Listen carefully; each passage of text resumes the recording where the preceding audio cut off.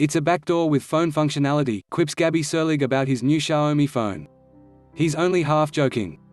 Serlig is speaking with Forbes after discovering that his Redmi Note 8 smartphone was watching much of what he was doing on the phone.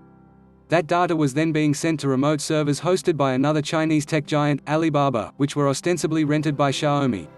The seasoned cybersecurity researcher found a worrying amount of his behavior was being tracked, whilst various kinds of device data were also being harvested, leaving Serlig spooked that his identity and his private life was being exposed to the Chinese company. When he looked around the web on the device's default Xiaomi browser, it recorded all the websites he visited, including search engine queries whether with Google or the privacy-focused DuckDuckGo, and every item viewed on a news feed feature of the Xiaomi software. That tracking appeared to be happening even if he used the supposedly private incognito mode.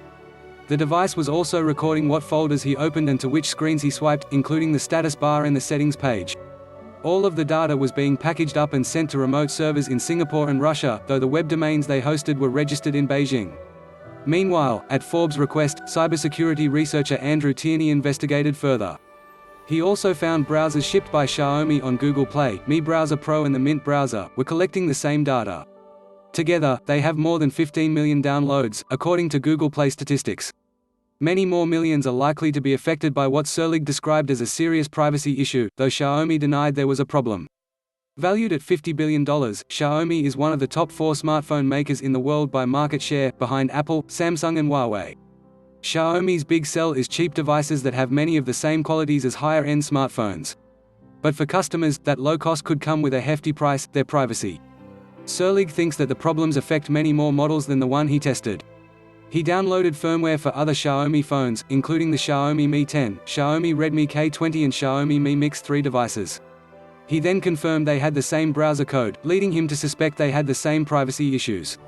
And there appear to be issues with how Xiaomi is transferring the data to its servers. Though the Chinese company claimed the data was being encrypted when transferred in an attempt to protect user privacy, Serlig found he was able to quickly see just what was being taken from his device by decoding a chunk of information that was hidden with a form of easily crackable encoding, known as base 64. It took Serlig just a few seconds to change the garbled data into readable chunks of information. "My main concern for privacy is that the data sent to their servers can be very easily correlated with a specific user," warned Serlig.